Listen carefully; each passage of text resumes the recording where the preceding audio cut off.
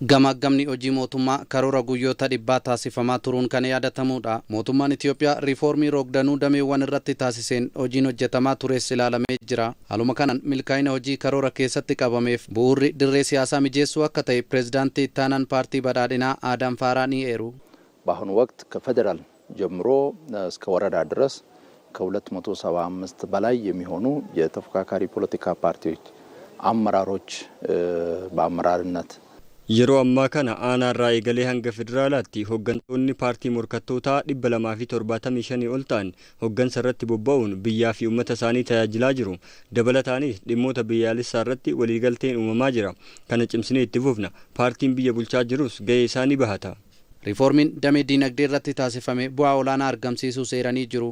Gama biraatiin barnoonni lammiileef bu'uura waan ta'eef xiyyeeffannoon irratti hojjetamuu kaasan. በትምህርት ዘርፍ የትምህርት ጥራትን ማረጋገጥ የሚቻለው በዋናነት ችግሩን ከስር መሰረቱ ለመፍታት የሚያስችል ስራ Damee barnootaatiin qulqullina barnootaa mirkaneessuun kan danda'amu rakkoolee seektarichaa bu'uura irraa yoo hiikneedha.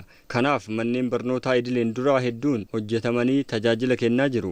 Manneen barnootaa idilee fooyyessuu fi sadarkaa isaanii guddisuufis hojjetamaa turee jira. Kana keessatti hirmaannaan hawaasaas baay'eedha. Kun ce'umsa addunyaa boruu dhaqqabuuf taasifamu keessatti gahee guddaa qaba.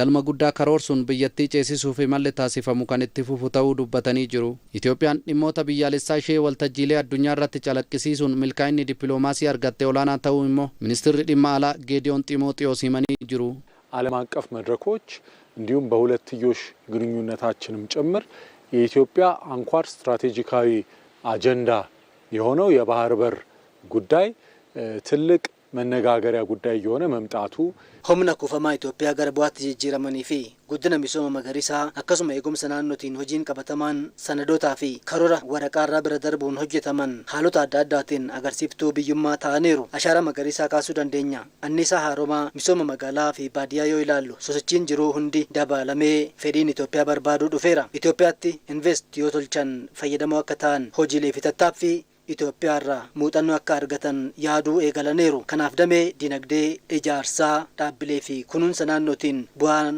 gaarii argameera. Milkaa'ina dippiloomaasii biyyattiif bu'uura kan kaa'e hojiilee boonsaa dameewwan adda addaan hojjetaman ta'uus dubbatu.